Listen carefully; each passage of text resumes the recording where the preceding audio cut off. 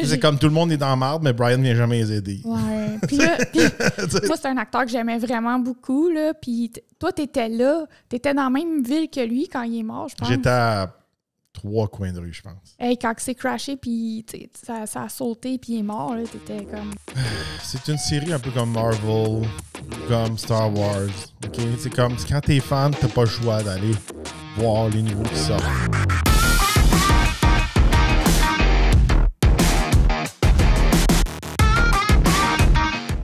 Bienvenue au Torque Podcast. Mon nom est Jill Torque. Moi, c'est Eve Torque.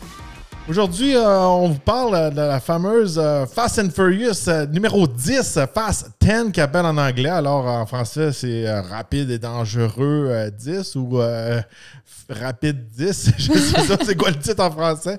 Mais en anglais, c'est Fast 10. Alors, c'est le 10e film de la saga Fast and Furious. On a été invités en première à aller visionner le film avant qu'il sorte vendredi. Alors, c'est une des premières fois qu'on se fait inviter aussi à aller voir une première avant que ça sorte. On avait déjà été invité à Spider-Man, mais on n'avait pas eu le temps d'y aller. Il y avait la Yannick 5 dedans, tout ça. On était supposé à la première d'un des Spider-Man, celui qui a la Yannick 5 dedans. Puis j'étais à l'extérieur à ce moment-là. Regardez, c'est le fun d'aller voir. C'est une expérience un peu différente. Là, quand même, il y a plein de gens qui sont invités. Il y a des influenceurs qui étaient là. Il y avait aussi toutes sortes de gens qui sont comme... On dirait qu'il a gagné comme un concours où il y avait des critiques de films. Je sais pas. Il y avait un peu de tout, je pense. On dirait que c'était pas toutes les mêmes personnes. Là. Nous, quand on est arrivés, premièrement, on s'est rendu à Montréal.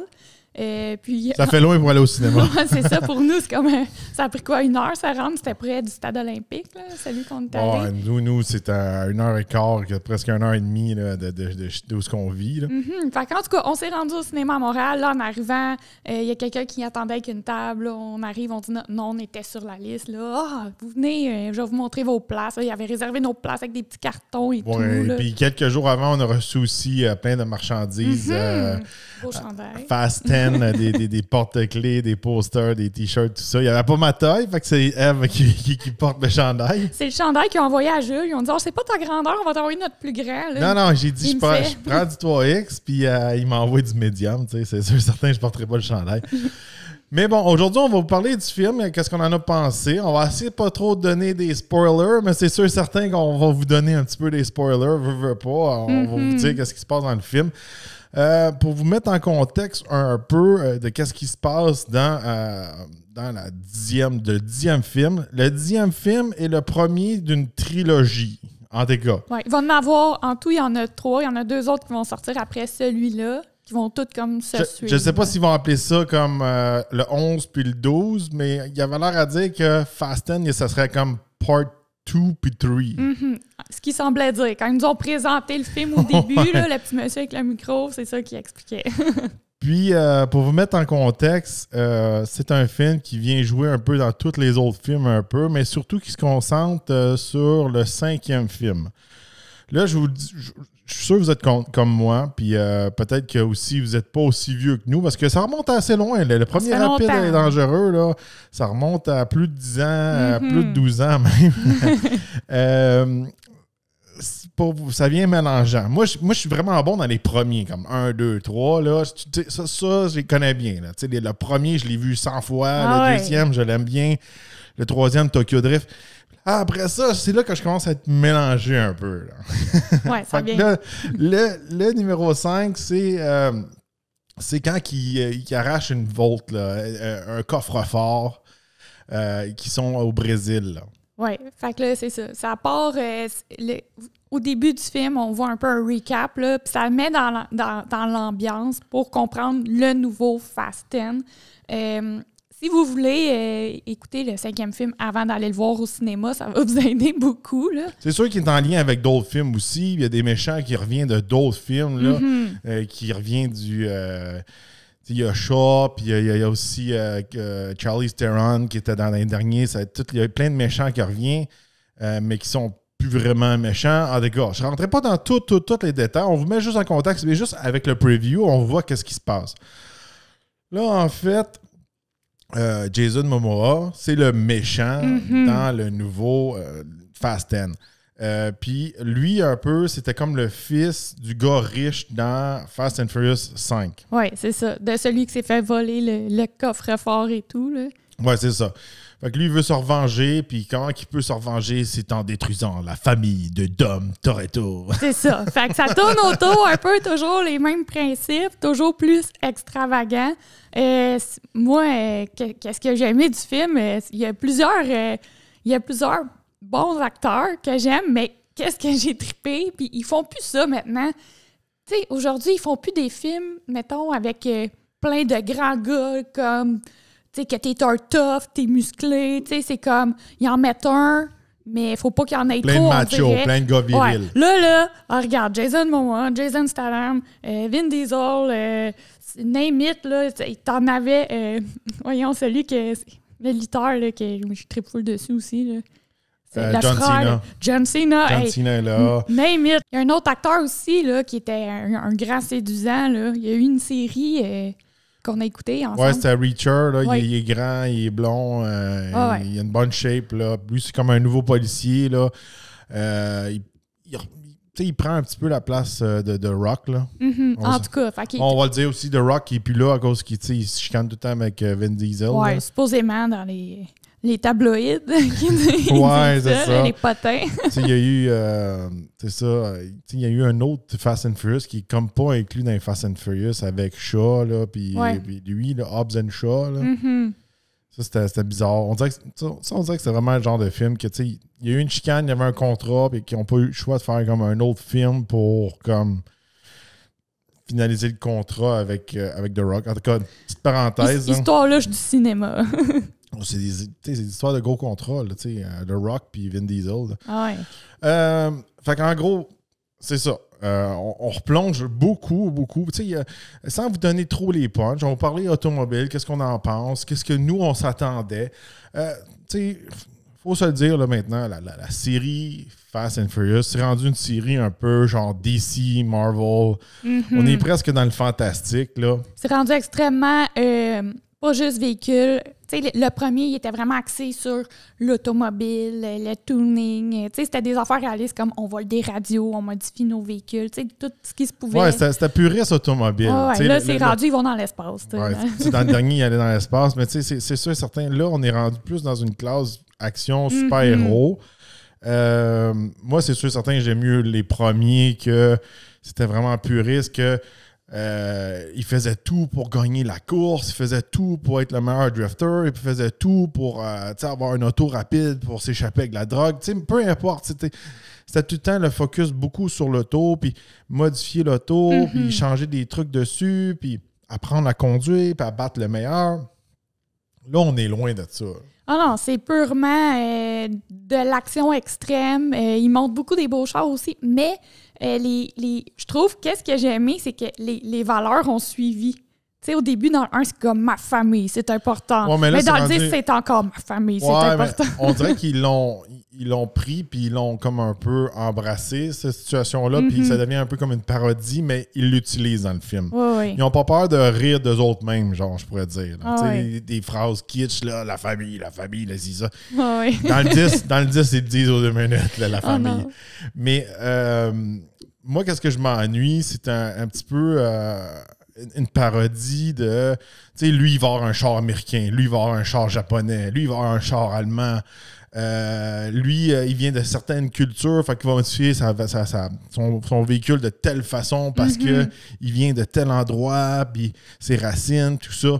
Ça, on le perd avec le temps. Ouais. Tout ce qui est automobile, si vous attendez que dans le 10, ça va changer du 7, 8, 9, non. C'est juste, ça continue dans la direction que c'est parti, puis c'est encore plus poussé. Fait que, ouais, on y va. Ouais, c'est ça. C'est exactement ça. C'est over the top. Il y a des trucs dans le film que c'est pas réaliste, mais c'est ça qu'on s'attend. Puis, ils peuvent pas. Ils ont craqué ça tellement fort dans le 9 en allant dans l'espace. Ils peuvent pas descendre ça. Là. Ils peuvent pas descendre ça, exactement. Jason Momoa fait un très bon méchant. Ouais. À mon avis, à moi, c'est un espèce de Joker. Là. Ouais, il est un petit peu crazy. Il est crazy ses bords, puis il est psycho, il a pas peur de tuer, puis il a pas peur de détruire toute une ville. Puis c'est vraiment... moi, je trouve qu'il est un peu inspiré du Joker. Là. Ouais, tu sais, il y a un côté vraiment psychologique dans comment il va agir, puis il est comme, je vais te torturer, en tout cas. Vous verrez, vous le comprenez dès le début, là, qu'il fonctionne comme ça, là, mais je l'aime aussi, je trouve que ça met de l'action. Là. Côté auto, je trouve qu'on n'est pas tellement gâtés dans le 10. Moi, qu'est-ce que j'ai pas aimé côté auto du 10? C'est que j'ai vu des autos super cool, comme sur le coin de l'œil ou dans le coin de l'écran, puis je suis comme, oh my God, il y a tel véhicule qu'ils ont mis, puis ils roulent pas avec. Il y en a deux là, que moi et Jules, on a spoté, là, puis on voulait les voir rouler, on pensait qu'ils allaient les prendre, on est comme, oh mon Dieu, tu sais, juste le Charger Daytona, là. Ouais, il était là, on dit, ils vont rouler avec, puis... Il disait qu'elle allait avoir beaucoup plus d'auto électriques, là, mais on en voit des autos électriques. Là. Il y en a qui restent stationnés.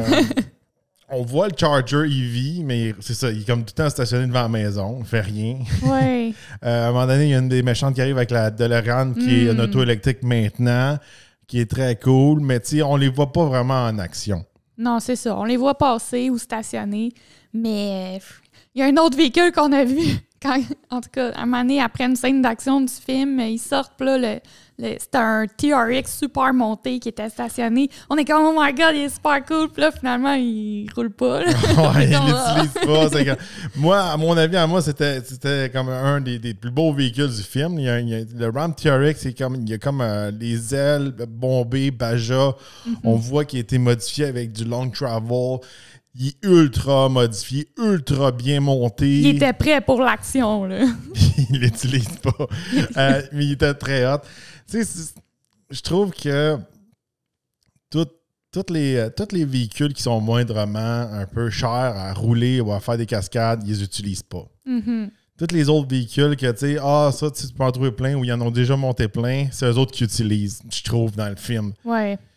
Tu sais, comme le Charger EV, il aurait pu en faire plusieurs, je sais pas. Tu sais, il aurait pu faire quelque chose, même le TRX, tu sais.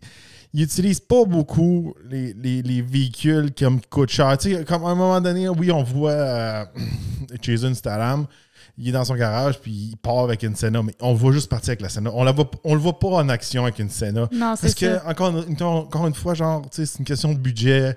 Une Senna, c'est la copier, ça coûte trop cher d'en copier une. On va en faire une fake. Le véhicule coûte trop cher. Je sais pas. Tu sais, à cette heure, surtout avec le CGI et plein d'affaires, ils sont capables de. Ils pourraient se forcer un petit peu plus pour l'automobile, à mon avis, à moi. Les sons, les choses d'action. À un moment donné, ils sont à Rome, puis là, Roman, il y a une Gallardo, supposément Twin Turbo, toute gold. Ah ouais. Une vieille Gallardo. Je veux pas. J'aimerais ça avoir une Gallardo, mais dans le monde automobile, dans le monde qui sont rendus dans Fast and Furious, ils ont super budget d'agents secrets. Puis, pourquoi une vieille Lamborghini Gallardo? Pourquoi pas une Huracan? Ou... Non. C'est ça. Il y a des choses comme ça qui font moins de sens. Puis, je pense que où la saga s'en va, ils veulent vraiment plus atteindre monsieur, madame, tout le monde que juste la communauté automobile. Ouais, mais ils en font pas assez pour la communauté automobile, à mon avis, à moi. Pour un film automobile, ils vont plugger des petits mots que les vrais enthousiastes connaissent, mais c'est comme... La façon qu'il le fait, c'est comme... On l'a mis dans le film pour essayer de faire plaisir, mais on sait pas de quoi qu'on parle. Ouais, je comprends. À un moment donné, il parle de moteur de Nissan, puis tu sais, c'est... Oh, mais là, je sais que tel moteur n'est pas capable de prendre le boost, c'est pour ça que j'ai pris tel autre moteur. Ils prennent tout le temps l'autre moteur, tu sais. En tout cas, c'est comme... À un moment donné, il parle de la Gallardo, tu sais. Il dit, dedans, il y a un stage 2 ou 3 UGR dedans. Moi, je sais quoi un UGR, là. C'est Underground Racing, là. C'est des gars qui gagnent des compétitions de half miles à faire, là. Mais tu sais, la Gallardo, elle sonnait zéro Twin Turbo. On le voit pas, le Twin Turbo. C'est ça. L'affaire qu'il y a, c'est que les vrais enthousiastes automobiles, ils se laissent pas avoir avec, tu sais, mettons, ils disent « Ah, j'ai tel moteur sur le capot. » Mais là, les vrais, là, ils sont comme « À l'oreille, c'est pas ça qu'il y a sur le capot. » Tu sais. C'est un peu ça qui se passe. Non. Puis, tu sais, il y a d'autres affaires aussi, là. Tu sais, c'est sûr, certain. Il y a toujours les fameuses erreurs qu'on peut remarquer. À un moment donné, on voit Jason Momoa conduire un Volkswagen Touareg, puis là, il shift sa transition automatique, puis on le voit avec son... on dirait quasiment qu'il le met en park des fois. Ça, c'est des petits détails que, tu sais... Ah, les gars. encore une fois, dans la scène à Rome, là, il y a beaucoup d'action quand ils sont à Rome. Il y a un Charger, Red Eye, White Body, toute la kit. À transition manuelle. Je sais pas si... Est-ce que ça va sortir, ce véhicule-là? Puis on dirait vraiment que c'est une vraie transition manuelle. Jules était très énervé quand il a vu cette voiture. Fait que, c'est un véhicule qui n'existe pas. Est-ce que Dodge vont sortir une édition spéciale, genre Fast 10, pour les enthousiastes à la fin de vie du Charger avec une transition manuelle? Hey. Ça serait possible, mais je sais que les Red Eye n'existent pas avec une transition manuelle. Ouais. Il y a juste il y avait certains des Hellcat qui l'avaient, mais c'est une auto qui n'existe pas. Ça serait le fun qu'elle existe. Ouais, c'est ça. il ne shiftait pas son shifter, je pourrais dire, automatique. Il shiftait vraiment une transition manuelle. Ah ouais. On le voit souvent. Oui. Fait que là, toi, en sortant du film, c'est la première question. Est-ce que tu crois qu'ils vont vraiment créer ce véhicule-là? Non, mais des fois, ça peut être en lien parce qu'on va le dire, Dodge est un des sponsors majoritaires, là, je pourrais dire, là, dans les sagas. Là, au début, c'était Mitsubishi. À un moment donné, c'est Subaru. À un moment donné, là, Dodge s'est mis dans... Depuis 5-6, Dodge est pas mal tout le temps là. Mais à part de ça, côté auto, là, je pourrais dire... Je pense juste que c'est Jason Momoa. Il y a des muscle cars un peu style comme Dom. Dom, il y a tout le temps des Chargers. Mais tu sais, comment je pourrais dire... Il y a tellement eu de supercharger dans les dernières années, des beaux modèles ou des modèles comme le Heist Charger, ces affaires-là qui étaient hardcore. Là, celui-là, il n'y a rien de spécial. Il est comme... Ils le mettent là, comme c'est un classique. Là. Ouais. Il aurait pu... En tout cas, ils le laissent là, mais même ils ont changé un peu genre le intake du supercharger sur le hood. Mais c'est comme... Je sais pas. Jason Momoa, je sais que lui, il voulait le mettre dans des chars japonais, puis il voulait pas. Oui, j'ai entendu ça. Il voulait avoir des muscle cars, puis à la dernière minute, ils ont changé des autos. C'est pour ça qu'un peu les autos à Jason Momoa sont comme coûtent plus cher. C'est comme moins des stunt cars. J'ai écouté d'autres vidéos qui sont allés voir les autos en vrai. Là. Puis celui à Jason Momoa, c'est un vrai dragster. Puis... M'as-tu pensé mettre un gars de sa carrure dans un petit... Ouais, mais tu sais, c'était un petit peu... Oh, les gars, il voulait peut-être donner le vibe brésilien, je sais pas, là, tu sais. Ouais. En tout cas, il a tenu son bout, puis il y a eu des véhicules américains, muscle car. Mais tu sais, c'est ça. Il nous manque un petit peu de côté... On n'est pas tellement gâtés côté automobile, je trouve, dans le 10e épisode. Moi, qu'est-ce que j'ai aimé? Tu sais, globalement, il y a toujours... Tu sais, l'action se suit toujours. T'as tout le temps une belle voiture qui apparaît une après l'autre. Tu sais, il y en a, comme j'ai dit, il y en a que je voulais voir rouler ou utiliser, qui se sont pas fait utiliser. Mais, tu sais, globalement, le film est bon. Puis le film dure quoi? 2h20 à peu près? Ouais. Puis, tu sais, quand le film est fini, moi, j'ai pas vu les 2h20 passer. J'étais comme, ça finit là. Il y a de l'action tout le long, là, des batailles, tout ça. Il y en a tout le long. Puis, tu sais, il y a comme... l'histoire vient se séparer un peu en plusieurs segments. Là, tu sais, les filles font une affaire à un moment donné. Puis, le fils à Dom, lui, part d'un côté. Dom, il est un autre. Quand on suit comme un peu 3 histoires en même temps qui viennent se rassembler un peu plus à la fin. Puis là, c'est sûr et certain, c'est le premier de 3 séries, de 3 films. Ouais. C'est sûr et certain, là, regarde, je vous cache rien, là, à la fin, il nous laisse sur un cliffhanger. Là, il nous laisse sur notre fin à 1000%. Là. Je suis comme, non, mais qu'est-ce qui arrive? Fait que là, il faut attendre l'autre film, voir qu'est-ce qui arrive. Fait que... Mais tu sais, l'affaire qu'il y a, c'est que même s'il nous laisse sur notre fin, dans les autres films, ils ont tellement ressuscité des personnages que on dirait que personne ne meurt jamais pour de vrai. Là. Ouais. Puis on dirait, c'est plate ce que je veux dire, le seul qui est mort pour de vrai dans la vraie vie, ben, il est encore vivant, mais il est juste caché dans le film. C'est un autre détail qui me fatigue un peu. Vous allez me trouver que je critique pas mal, mais tu sais, c'est comme... Dans le film, dans le 10, pas mal tous les personnages, ils ont quelque chose à faire. Oui. À part Brian, qui est Paul Walker. Oui. Puis on le voit, Paul Walker, dans le dernier, dans le 10. Puis c'est surtout des scènes un peu comme refait ou repris du 5. Ouais. Ils n'ont pas fait une super affaire CGI, là, une scène 100% nouvelle avec Brian. Mais le reste du temps, tout le monde fait quelque chose, mais Brian, il n'est jamais là.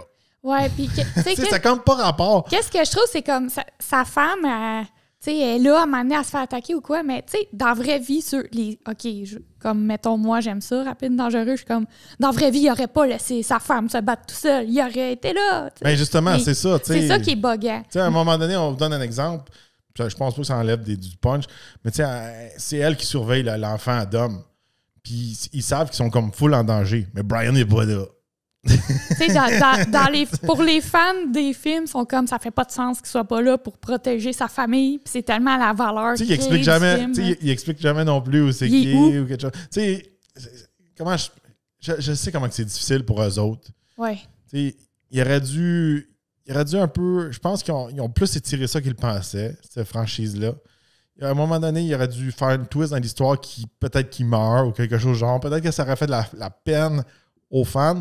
Ouais. Mais dans l'histoire, ça aurait eu plus de sens. Mais moi, je pense, peut-être qu'ils ne font pas mourir justement parce qu'ils travaillent sur un projet quelconque, intelligence artificielle, whatever, qu'ils vont ramener dans d'autres films, peut-être. Ça, c'est mon avis, là. Je sais pas. Parce que sinon, ça fait juste pas de sens. Ou c'est peut-être en hommage à lui, mais tu sais, pour les fans, c'est comme, il manque une histoire. Mettons que tu parles juste côté film, là. Ouais. Il manque une histoire. Puis, tu sais, tantôt... Là, c'est comme tout le monde est dans la marde, mais Brian ne vient jamais les aider. Ouais. Puis là, tu sais, tantôt, on regardait... Puis, tu sais, même toi, tantôt, t'étais full émotif quand on regardait des autos puis des scènes de d'autres rapides et dangereux avec lui. Tu sais, avec cet acteur-là. Moi, c'est un acteur que j'aimais vraiment beaucoup, là. Puis, toi, t'étais là. T'étais dans la même ville que lui quand il est mort, je pense. J'étais à 3 coins de rue, je pense. Hey, quand il s'est crashé, puis ça a sauté, puis il est mort, là, t'étais comme... Je l'ai su super de bonne heure parce qu'on était juste à côté. Moi, de l'explosion. J'étais à Los Angeles, puis il était à peu près à, je sais pas, en auto, il devait être à 10 minutes, 15 minutes, même pas de... On voyait quasiment le feu d'où j'étais. Tu sais, t'imagines, hein? Fait que, en plus, moi, c'était drôle parce que, tu sais, j'étais justement au salon de l'auto de Los Angeles, puis seulement, j'étais tout le temps dedans. Puis là, c'était le seul salon de l'auto que je travaillais dehors. On avait comme une section dehors. Ouais. C'est drôle d'adon. Puis, tu sais, tout le monde me disait, il paraît que Paul Walker est mort, il s'est crashé, puis tout le kit. Puis là, on checkait partout les nouvelles, tout le kit, personne ne le savait encore. Puis il dit, c'était à telle rue, pas loin, puis blablabla, puis il y a eu un gros feu. Oh puis... my God. En tout cas, j'étais pas loin. J'étais pas assez proche pour le sauver. Là.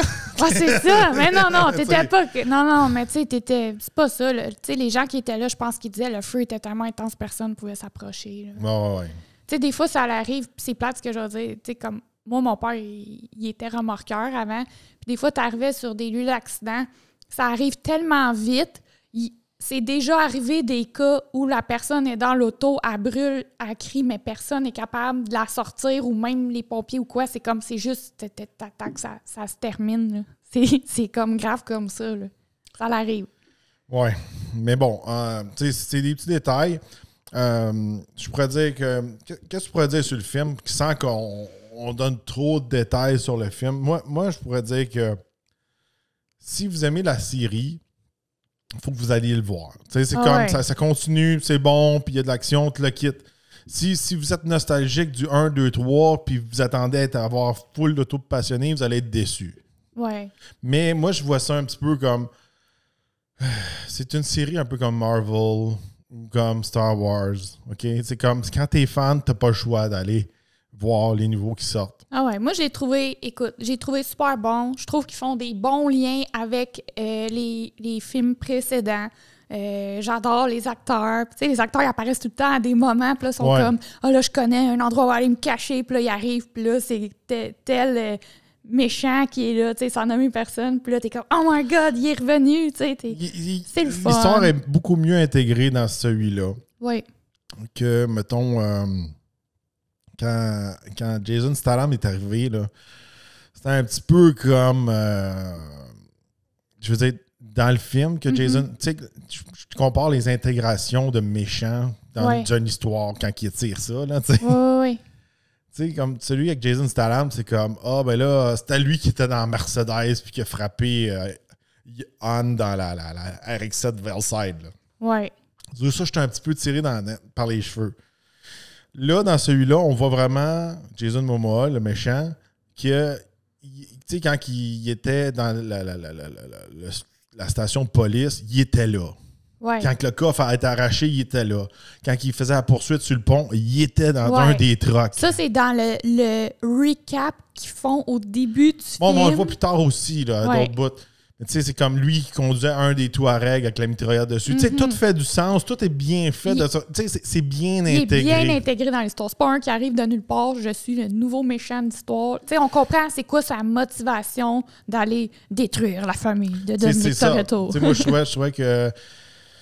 je me mélange peut-être. C'est Shaw, c'est quoi le 6? Le 7, c'est l'autre, le frère à Shaw. En tout cas... Je me trompe, peut-être je me mélange, mais je fais ça. Tu sais, quand ils ont intégré Jason Statham, qui était le frère à Shaw, mais tu sais, c'est comme, oh, mais là, vous avez sacré une volée à ce gars-là, mais là, son frère, il est choqué. Puis le lien du frère, mais ça donne que c'est lui dans Tokyo Drift qui conduisait. Tu sais, je trouvais que c'était un petit peu, ouais, là, tu sais, je trouvais que c'était tiré par les cheveux. Tandis que dans le 10, là, c'est bien intégré. Tu sais, c'est pas comme, ouais, tu sais. Mais c'est sûr qu'il y a d'autres affaires que je dirais pas, mais que là, à un moment donné, il y a une telle personne qui croise comme quasiment dans la rue, mais là, cette personne-là, c'est la sœur ou la fille ou le cousin d'un tel, puis là, ça reste tout le temps « family ». Ah ouais! Tu sais, c'est tout le temps, tu sais, je sens que dans ce dernier film-là, ils savent que c'est un peu... Ils rient d'eux autres mêmes, puis c'est à place d'être comme « ah, c'est ridicule », tu sais. Moi, je prends ils font ça, preuve d'autodérision, puis c'est bon. Je prends ça vraiment du côté que c'est drôle, puis c'est comique. Ouais, puis il y a des bouts de... Tu sais, Mané, dit quoi? En tout cas, je sais pas s'il y en a qui vont l'écouter. Nous, on l'écoute en anglais. Mais s'ils le disent en français, je sais pas si ça va être aussi drôle. Mais à un moment donné, il y a un des gars, il les analyse. Il dit, c'est quoi? Il dit, c'est une famille, c'est toute une gang ensemble. C'est-tu un culte religieux avec des automobiles? Tu sais, puis moi j'étais crampée. Tu sais, c'est comme, il y a de l'humour, c'est bien fait. C'est tellement... Il y a plein de bouts super drôles. J'ai ri souvent dans le film. Il y a des bouts nostalgiques aussi, tu sais, quand ils montraient justement un peu Paul Walker, puis on était comme, oh, tu sais, ça m'a fait un petit pincement. Ouais. Mais c'est tellement bien fait, puis on s'attache au personnage. Ça vaut la peine d'aller le voir, là. Ouais. Puis tu sais, on voit aussi que c'est pas mal comme un intro pour 2 autres films. Ils vont chercher chaque personnage là, pour essayer de ramener toute la gang. Là. Peu importe si t'es un gentil ou un méchant, ils reviennent toute la gang. Puis à la fin, il y en a, tu sais, inquiétez-vous pas, là. Il y en a qui sont décédés d'un précédent, ils ressuscitent à la fin. Puis t'es comme, oh my God, je pensais pas que cette personne allait revenir, mais elle est là. Fait que... Mais c'est pas Brian. Je lui casse le punch. Là. Mais on s'attend aux autres films. Utiliser pour peut-être que dans Fast and Furious 10, peut-être qu'il y en a beaucoup qui meurent. Peut-être qu'ils meurent toutes. On le dit pas. On le dit pas. On le dit pas. En gros, on le sait pas. Là, mais je vous le dis, dans le 10, là, pour vous laisser un peu un teaser pour aller voir le film, là, il y a sûrement beaucoup de personnages qui meurent. Sûrement.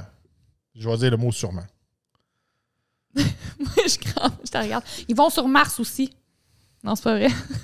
non, mais après, être allé dans l'espace. Non, mais... Ça aussi, ils calent, puis ils font preuve d'autodérision avec ça. Tu sais, à un moment donné, il y a un gars qui dit c'était à Roman, justement. Il dit, oh, mais comment, là? T'es un astronaute. Tu sais, il niaise. En tout cas, c'est juste vraiment drôle. On veut vous laisser un peu... tu sais, un peu sur... pas le qui-vive, mais tu sais, la salive aux lèvres, peu importe, d'aller voir le film. Dites-nous dans les commentaires qu'est-ce que vous pensez de la série. Est-ce que c'est rendu ridicule? Est-ce que vous vous ennuyez des premiers épisodes comme nous, là, qui étaient plus auto, plus passionnés?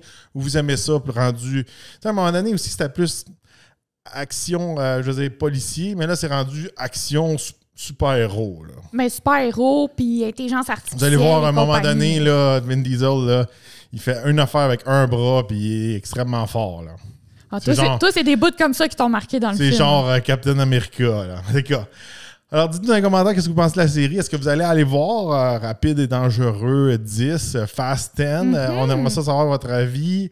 Dites-nous si vous êtes allé le voir. Revenez dans les commentaires pour nous le dire. Qu'est-ce que vous avez pensé du film. Puis comment ils ont intégré tout ça. Puis comment vous pensez des personnages. Puis quelle voiture que vous avez aimé dans cette nouvelle... épisode. C'est le nouveau film, la suite de la saga. N'oubliez pas de liker et partager la vidéo et on se retrouve dans un prochain podcast.